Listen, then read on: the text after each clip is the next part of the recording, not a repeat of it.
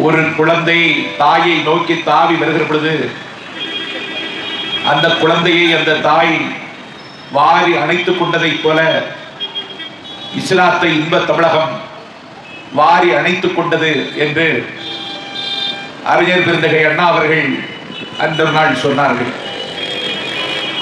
மனிதனை மனிதனாக்கியது இஸ்லாம், அதனாலே நான் இஸ்லாத்தை மதிக்கிறேன்.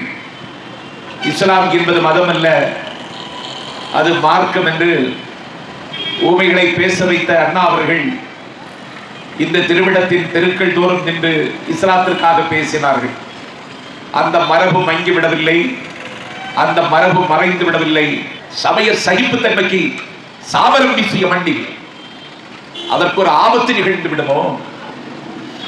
பயங்கரவாதம் என்கிற பூச்சாண்டியை காட்டி காலத்தை வென்று நிற்கின்ற இஸ்லாத்தை காயப்படுத்துவதற்கு ஒரு கூட்டம் இன்றைக்கு புறப்பட்டிருக்கிற வேளையில்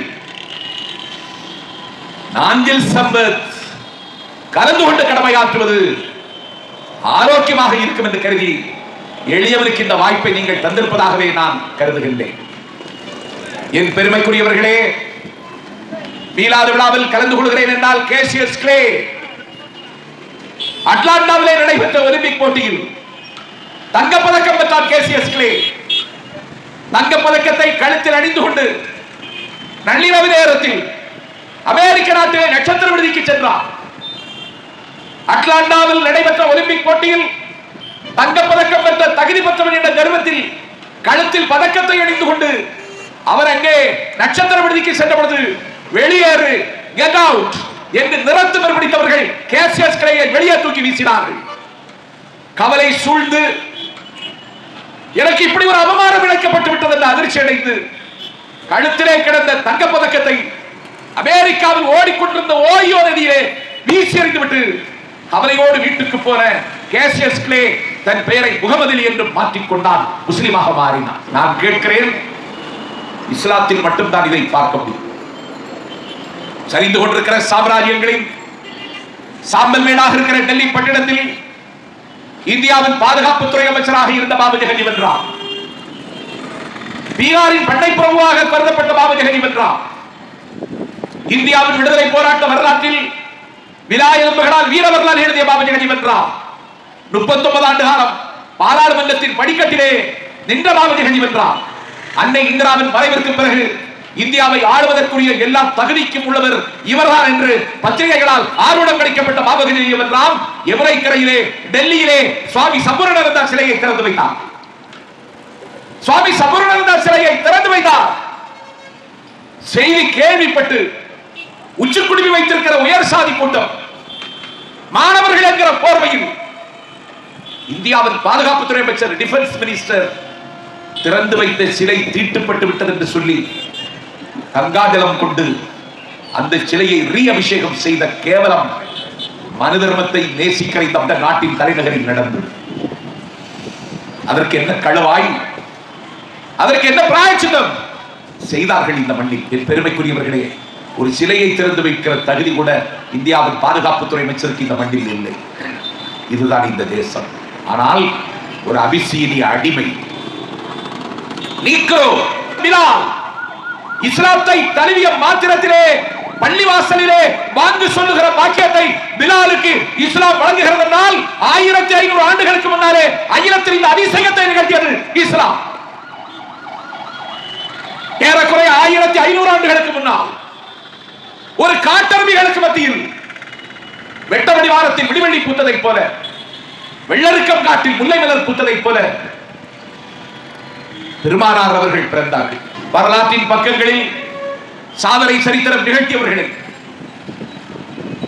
உலகை குலுக்கியவர்களை, பூமி பந்தை புரட்டி போட்டவர்களை, இந்த சமூகத்தினுடைய கேடுகளை களைவதற்கு தன்னை தத்தம் செய்தவர்களை, தலைகீழ் மாற்றத்தை உருவாக்குவதற்காக இந்த நாட்டில் ரத்தம் சிந்தியவர்களை எல்லாம் வரலாற்றில் நான் தேடி தேடி படிக்கிறேன், இன்னும் படித்துக் கொண்டிருக்கிறேன்.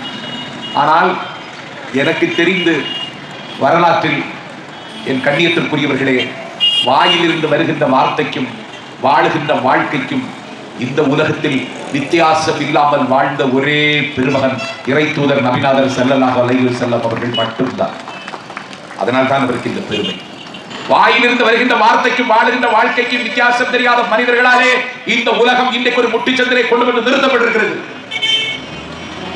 எந்த கொள்கையை பேசினாரோ, எந்த கொள்கை வென்றெடுக்கப்பட வேண்டும் என்று கனவு கண்டாரோ, வல்ல இறைவன் எந்த கொள்கையை அவர் மூலம் இந்த மண்ணுக்கு அறிமுகம் செய்தாரோ, அந்த கொள்கையை தான் வாழுகிற காலத்தில் சொன்ன கொள்கையை நிறைவேற்றி காட்டியதிலே வெற்றி பெற்ற உலகத்தின் முதல் மனிதர் நபிகள் ஸல்லல்லாஹு அலைஹி வஸல்லம். அதனால் தான் சரித்திர புருஷர்கள் 100 பேரின் வரிசையில் அவர் தலையில் உச்சியில் உட்கார்ந்திருக்கிறார். அவர் தான் உயரத்தில் இருக்கிறார். அவர் தன்னுடைய வாழுகிற காலத்திலே வெற்றி பெற்றார். அதற்கு பெரிய விலை கொடுத்தார். கைபர் கோட்டை போர்க்களத்தை படித்திருக்கிறேன், பத்ரு போர்க்களத்தை நான் படித்திருக்கிறேன், கர்பலா யுத்தக்களத்தை படித்திருக்கிறேன். என் கண்ணியத்திற்குரியவர்களே, வரலாற்றின் பக்கத்திலே கொண்ட கொள்கையை வென்றெடுப்பதற்கு வாழேந்தி போரிட்ட ஒரே மனிதர் நபிநாதர் ஸல்லல்லாஹு அலைஹி வஸல்லம் அவர்கள் மட்டும்தான், வேற யாரும் இல்லை. இன்னைக்கு இருக்கிற கந்தஹாரில் இருந்து இன்னைக்கு இருக்கிற இஸ்தான்புல் வரைக்கும் ஒரு பெரிய சாம்ராஜ்யத்தினுடைய சக்கரவர்த்தியாக முடிசூட்டப்பட்டு பெருமான் அவர் பிறந்தார். மௌடிகத்துக்கு ஆபத்து ஏற்பட்டது. அவர் பிறந்தார். 10ஆம் பஸ்ரித்தரத்திற்கு பாடை கட்டப்பட்டது. அவர் பிறந்தார். பழமைக்கு கல்லறை கட்டப்பட்டது. அவர் பிறந்தார். புதுமைக்கும் புதிய உலகத்திற்கும் ஒரு புதிய கதவை அவர்தான் வரலாற்றின் பக்கத்தை திறந்து வைத்து அதை அவர்கள் அமுல்படுத்தி காட்டினார்கள். வரலாற்றின் பக்கத்தில் சிரியாவுக்கு யாத்திரை சென்ற தந்தை அப்துல்லா, ஒட்டகத்தோடு சென்ற தந்தை யத்ரிஃபிலே காலமாகி போனார். ஈண்டு பிறந்த தாய் அமீனாவுக்கு கவலை, சில ஒட்டகங்களையும் அடிமையும் தவிர வேறு எதுவும் எனக்கு இல்லை என்று ஏக்கம். சந்திரவதனம் போல அழகு மிகுந்த முகமதை எப்படி காப்பாற்றப் போகிறேன் என்று அவருக்கு கவலை. பெற்ற தந்தை காலமாகி போனதற்கு பிறகு அப்துல் முத்தலிப் பாட்டனாரின் நிழலில் வளர்கிறார். அனாதை குழந்தை இருக்கிற முத்திரை அவர் மீது விழுந்து விடுகிறது. அரபு சாம்ராஜ்யத்தில் அன்றைக்கு அந்த பாலைவன பகுதியிலே பெரிய குடும்பங்களில் இருந்து குழந்தைகளை தத்தெடுத்து பால் ஊட்டுவதற்காக எடுத்துச் செல்கிற வழக்கம் இருந்தது. ஹலீமா என்பவர் அனாதை குழந்தை என்று தெரிந்தும், அனாதை குழந்தை முகமதை யாரும் எடுத்துக் கொள்வதற்கு முன்வரவில்லை என்று அறிந்தும், அந்த ஹலீமா பெருமானாரை எடுத்துக்கொண்டு பாலூட்டுவதற்கு சென்றார். பெற்றதாய் இடத்தில் 7 நாட்கள் மட்டுமே பாலருந்தி வளர்ந்த முகமது அண்ணலம் பெருமானாரை ஹலீமா பாலூட்டி வளர்த்தி திரும்ப ஆமினாவிடத்திலே ஒப்படைக்கிற பொழுது ஆமினாவுக்கு அளவில்லாத மகிழ்ச்சி.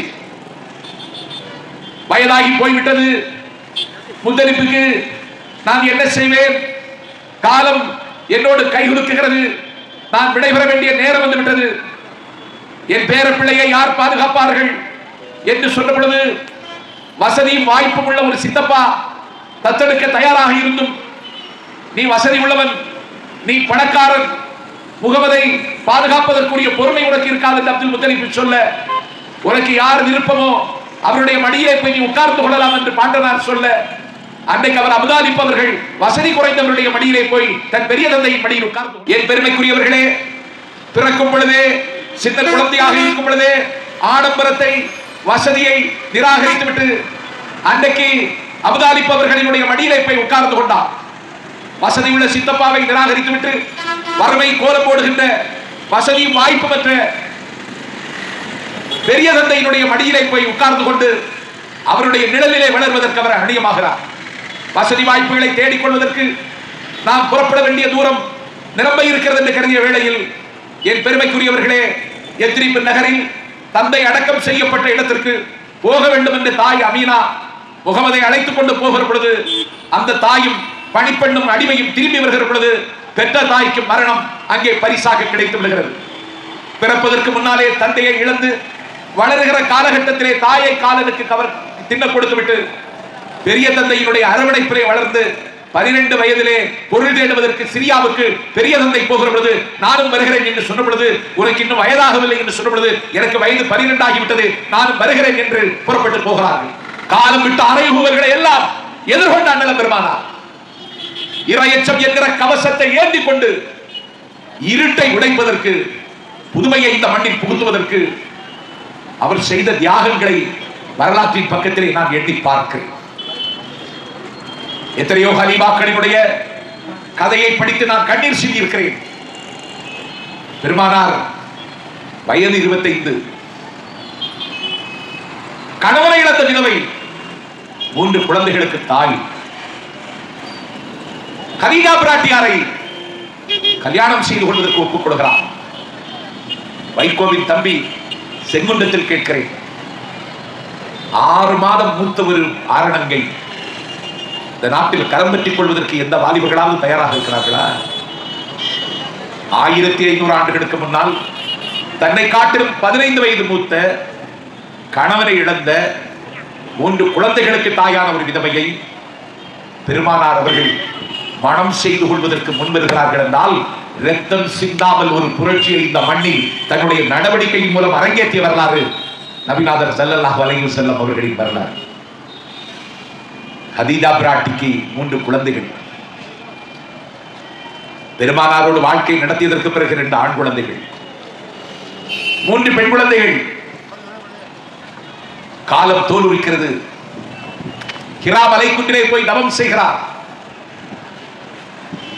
தன்னை வெல்லுகிறார், தன்னை மறக்கிறார், பெருமூச்சு விடுகிறார். உடலையும் உள்ளத்தையும் ஏதோ ஒரு சக்தி பிடித்து உலுக்குகிறது. இந்த உலகத்திற்கு நான் ஏன் வந்தேன்? எந்த திசையை நோக்கி நான் சிறகுகளை விரிக்க வேண்டும்? யோசிக்கிறார், சிந்திக்கிறார். பிள்ளையாக இருந்த பொழுது எல்லோரும் மைதானத்தில் விளையாடுகிற பொழுது முகமது மட்டும் விளையாட மறுத்தார். எனக்கு விளையாட்டில் விருப்பமில்லை, வேடிக்கை எனக்கு உடன்பாடு இல்லை, பொழுதுபோக்கி புறக்கணிப்பது என் நோக்கமில்லை, மனித மேலான நோக்கத்திற்காக படைக்கப்பட்டிருக்கிறார் என்று இளைய வயதில் விளையாட்டை மறுதலித்த முகமது. என் பெருமைக்குரியவர்களே, அவர் மூலமாகவே திருக்குர்ஆனை எல்லாம் வல்ல இறைவன் நமக்கு அறிமுகம் செய்கிறார். அவர் சொல்லுகிறார், ஏதோ எனக்கு நடுக்கமாக இருக்கிறது, எனக்கு தாங்கிக் கொள்ள முடியவில்லை, நான் நினைவிழந்து விடுகிறேன், கதீஜா கதீஜா என்று கதறுகிறார்.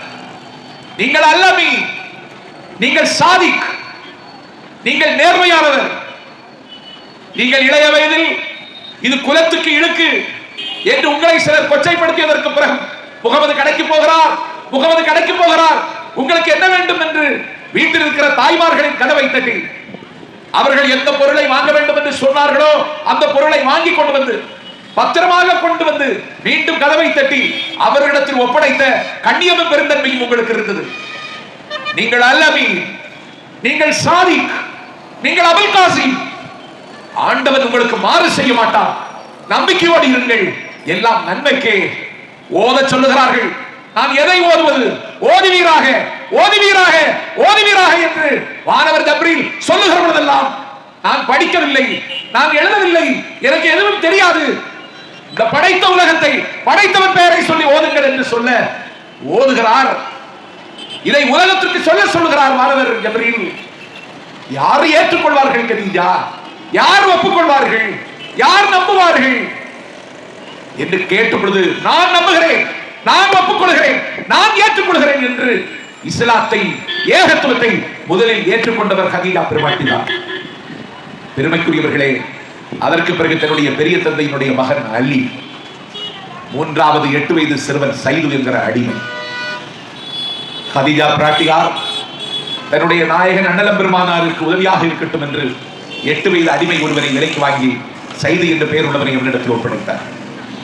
சைதுவிடத்தில் சொன்னார், மகனே, அடிமையை முதலில் வரலாற்றில் மகனே என்று அழைத்தவர் அவர்தான். அழைத்துவிட்டு சொன்னார், மகனே, நீ என்னோடு இருக்க வேண்டும் என்று கட்டாயம் இல்லை, உன்னுடைய பெற்றோரிடத்தில் நீ போகலாம் என்று ஆசைப்பட்டால் போவதற்கு நான் அனுமதி தருகிறேன் என்று சொன்ன பொழுது, உங்கள் பெருந்தன்மை உள்ள பெருமைக்குரிய உங்களுக்கு பணிவிடை செய்வது வாழ்க்கையில் நான் பெற்ற பேராக கருதுகிறேன், உங்களோடு இருக்க விரும்புகிறேன், என்னை என் பெற்றோரிடத்தில் போகச் சொல்லி விடாதீர்கள் என்று சைது அவருக்கு ஊழியம் செய்வதிலே தன்னுடைய வாழ்க்கை அர்ப்பணம் செய்தார். 8 வயது சிறுவன் சைதுவை மகன் என்று உரிமை கொண்டாடினார். அப்போதுதான் அவர் சொன்னார், அடிமைகளுக்கு நீங்கள் உண்பதை அடிமைகளுக்கும் கொடுங்கள், நீங்கள் உடுத்துவதை அடிமைகளுக்கும் கொடுங்கள். அவர்கள் தவறு செய்தால் 70 முறை அவர்களை மன்னியுங்கள். நீங்கள் அவர்கள் மீது ஆதிக்கம் செலுத்துவது உண்மையாக இருக்குமானால் உங்கள் மீது ஆதிக்கம் செலுத்துவதற்கு வல்ல அல்லாஹ்விற்கு எவ்வளவு அதிகாரம் இருக்கிறது என்பதை தெரிந்து கொள்ளுங்கள் என்று அடிமை சங்கிலியை உடைத்து நொறுக்குவதற்கு முதலில் எடுத்த முயற்சி வெற்றி பெற்றவர் வரலாற்றின் பக்கத்தில் அண்ணலம் பெருமானார் அவர்கள் மட்டும்தான். அதற்கு பிறகு தன்னுடைய அத்தையின் மகள் சைனப்பை அழகராணியை அந்த 8 வயது சிறுவராக தன்னிடத்தில் வந்து சேர்ந்த அடிமை சைதுக்கு மனம் செய்து கொடுத்த வரலாற்றையும் அவர் இந்த மண்ணில் எழுதினார். இஸ்லாம் அறிமுகமாகிவிட்டது. குறைஷிகள் ஏற்றுக்கொள்ளவில்லை. ஆபத்துகள் சூழ்ந்தன. என்ன செய்வது என்று அவருக்கு தெரியவில்லை.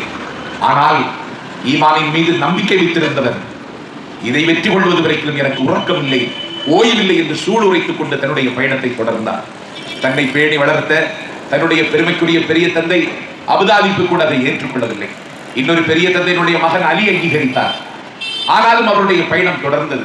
குறைஷிகளுக்கு கோபம், ஆத்திரம், வஞ்சினம், இப்படி பழைய மார்க்கங்களை, பழைய மரபுகளை, மரபார்ந்த நம்முடைய பெருமைகளை எல்லாம் தவிடுபடியாக்குவதற்கு இவர் முன்வருகிறார்.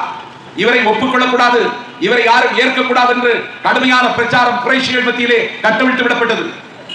1500 ஆண்டுகளுக்கு முன்னால் அரபு பாலைவெளியிலே மனிதர்கள் மனிதர்களாக இல்லை. எல்லோரும் மதுவின் மடியிலே சிக்கியிருந்தார்கள். எல்லோரும் சூதின் பிடியிலே தன்னை இழந்து கொண்டிருந்தார்கள். பெண்களுக்கு எந்த விதமான மரியாதையும் அன்றைக்கு இல்லை. பெண் குழந்தை பிறந்தவுடனே கொண்டு விடுவது அன்றைக்கு வழக்கமாக இருந்தது. அன்றைக்கு பெண்களுக்கு எந்த விதமான மரியாதையும் இல்லாமல் இருந்தது. அந்த காலகட்டத்திலே தான் பெருமானார் அவர்கள் உருவ வழிபாடு 360 சிலைகள், கடவுளாலயம் என்று சொல்லக்கூடிய கஃபாவில் அன்றைக்கு இருந்தது. இந்த 360 சிலைகள் இருந்தது. என் பெருமைக்குரியவர்களே, நான் வாழுகிற தமிழ்நாட்டில், என் சமகால தமிழகத்தில் ஒரு ஜாதி தலைவனுடைய சிலையினுடைய மூக்கு உடைந்தால் கூட இங்கே கலவரம் அடிக்கிறது. இங்கே ஊரடங்கு உத்தரவு பிறப்பிக்கக்கூடிய அளவுக்கு 21ஆம் நூற்றாண்டின் வைகரையில் என் மண் இன்றைக்கும் அழுக்காகி கிடக்கிற காலகட்டத்தில் கடவுளாலயம் என்று சொல்லக்கூடிய கஃபாவுக்குள்ளே இருந்த 360 சிலைகளை உடைத்து நொறுக்கி அப்புறப்படுத்திய சீர்திருத்தவாதியினுடைய பெயர் தான் முகமது. அவர்தான் அண்ணலம் பெருமானார். தன்னுடைய மருமகனுடைய தோளில் ஏறி நின்று அந்த சிலைகளை உடைத்து அப்புறப்படுத்தி யாரும் செய்ய முடியாத சாதனையை வரலாற்றின் பக்கத்தில் அவர்கள் நிகழ்த்தினார்கள். இன்றைக்கு நடக்குமா? நம்முடைய மண்ணில் சாத்தியமா? அந்த காலத்தில் செய்தார்கள். மூட நம்பிக்கை குளத்தில் மூழ்கி மூச்சு திணறிய மக்களுக்கு வழிகாட்டினார்கள். ஒரு புலவன் செத்து போவது முன்னாலே சொல்லுகிறான், நான் செத்து போவதற்கு பிறகு ஒரு சூதாடியை தாண்டி மனம் செய்து கொள்ள வேண்டும் என்கிறான். தோல்வி பெற்றவன், போர்க்களத்தில் தோல்வியிட்டவனுடைய மனைவி வெற்றி பெற்றவனுக்கு உரிமையாக்கப்படுகிறார். தகப்பனுடைய மறுதார மனைவி தகப்பன் செத்து போனதற்கு பிறகு அவனுடைய மகனுக்கு தரை வார்க்கப்படுகிறார். இவ்வளவா நாகரிகமும் காட்டு மிராண்டித்தனமும் அந்த சமூகத்தில் இன்றைக்கு இருந்தது. சூதாடுவதும் மதுவிலும் மயங்கி கிடப்பதவர்களுக்கு பொழுதுபோக்காக இருந்தது. உருவ வழிபாட்டில் இயல்பை தொலைத்த அந்த மக்களுக்கு மத்தியிலே அவர் இதை எதிர்த்து பிரச்சாரம் செய்த பொழுது குறைஷிகள் ஆத்திரத்திற்கு ஆளானார்கள். என்ன செய்வது என்று யோசித்தார்கள். பெருமைக்குரியவர்களே, தூது விட்டார்கள். அப்தாலிப் அவர்களிடத்திலே வந்தார். இவரை காட்டிலும் அழகான ஒரு வாலிபனை உங்களுக்கு நாங்கள் பரிசாக தருகிறோம். அவனை வைத்துக் கொண்டு முகமதை எங்களிடத்தில் ஒப்படைத்து விடுங்கள் என்று தூது வந்தார்கள். நான் பேணி வளர்க்கின்ற, நான் பெற்று வளர்த்த பிள்ளையை காட்டிலும் பாசம் காட்டுகின்ற முகமதை நான் இழக்க ஒரு காலம் சம்மதிக்க மாட்டேன்.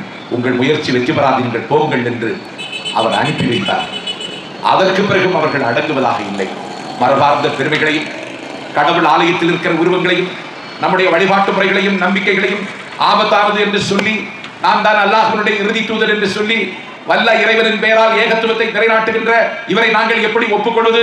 இவருடைய பிரச்சாரத்தை தடுத்து நிறுத்துங்கள், இல்லாவிட்டால் அந்த பொறுப்பை எங்களிடத்திலே விடுங்கள், வாளாலே சந்தித்துக் கொள்கிறோம் என்று சொன்னார்கள். அபுதாலிப்பிடத்திலே அச்சப்பட்டார்.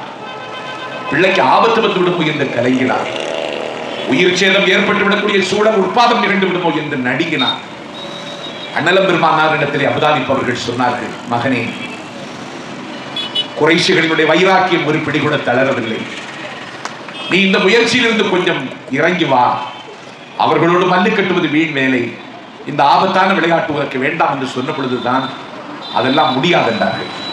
அப்போதுதான் பெருமானார் தன்னுடைய பெரிய தந்தையிடத்தில் சொன்னார், என்னுடைய வலது கரத்தில் ஒரு சூரியனையும் இடது கரத்தில் ஒரு சந்திரனையும் என் கையில் தந்தாலும் இந்த ஏகத்துவம் என்கிற கொள்கையை நான் இழக்கவே மாட்டேன் சொன்னவர் பெருமானார். வலது கையில் சூரியனையும் இடது கையில் சந்திரனையும் எனக்கு பரிசாக கிடைத்தாலும் இந்த கொள்கையை நான் இழக்க மாட்டேன். இந்த கொள்கை வெற்றி பெறுவதற்காக போராடுவேன். இல்லாவிட்டால் அதற்காக என்னை நான் அடித்துக் கொள்கிறேன் தவிர இதை விட்டுக் கொடுப்பதாக உத்தேசம் இல்லை என்று அன்றைக்கு அவர்கள் சொன்னதைத்தான் லிபியாவின் விடுதலை வீரன் உமர் முக்தார் மரண மேடையிலே நின்று கொண்டு சொன்னான். We will never surrender. We will either win or die. We have next generation to fight. The generation after and the next என்று விடுதலையை விரும்புகிற உலகத்தில் எல்லோருக்கும் அண்ணலம் பெருமானார் தான் இன்றைக்கும் வழிகாட்டியாக இருந்து கொண்டே இருக்கிறார்கள். தொடர்ந்து தோற்கிற பொழுது நாங்கள் கவலைப்படாமல் இருப்பதற்கே பெருமானார் தான் காரணம். இடையூறுகள் வரத்தான் செய்யும். இடையூறுகள் வந்தது. உத்பாவுடைய தலைமையிலே ஒரு தூதுக்குழு வந்து சமரச பேச்சுவார்த்தை நடத்தியது. என்ன சொன்னாங்க? ஒரே இரவிலே உன்னை கேடீஸ்வரனாக்கி கொடுகிறது. ஒரே இரவில் ஐஸ்வர்யா கோடி பல்லாயிரம் கோடி ஒரே இரவில் தந்து விடுகிறோம். ஏகத்து கொள்கை விட்டு விடுகிறார்கள். முடியாது என்றார்கள்.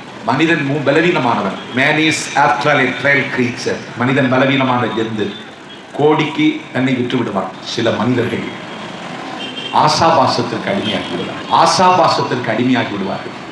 விஸ்வாமித்திரனே மேனகிக்கு விஸ்வாசமித்திரன் ஆன கதை இந்த நாட்டில் இருக்கிறது. பெண்களுக்கு பலவீனம், பெண்களினுடைய கஞ்சாடைக்கும் கட்டழகுக்கும் தன்னை விற்காதவர்களை பார்க்க முடியாது. பல சன்னியாசிகளை மாட்டிக்கொண்டு முடிக்கிறார்கள். நித்யானந்த பிரம்மஹம்சர்கள் நித்தமும் ஆனந்தம், உடுத்தி இருப்பது காவி. பெண்களை தாயாக பார்க்க வேண்டும். ஆனால் அவர்கள் பெண்களை தாயாக்கத்தான் பார்த்தார்கள், தாயாக பார்க்கவில்லை. இந்த நாட்டில் பெண்களை கொடுத்து எவனையும் விலைக்கு வாங்கிடலாம். அதுக்கு நிறைய உதாரணம் இருக்கு. அப்படி ஒரு சமூகம். மனிதனுடைய பலவீனம் கோடிக்கு அடிபணிஞ்சிருவான். இல்லைன்னா பெண்களுக்கு பலவீனம் ஆயிடுவான். இல்லைன்னா பதவிக்கு தன்னை விடுத்துருவான். தங்கமகிடம் அரபு சாம்ராஜ்யத்தினுடைய சக்கரவர்த்தியாக உங்களை முடிசூட்டுகிறோம். ஒரே இரவிலே ஐஸ்வர்யனாக்குகிறோம்.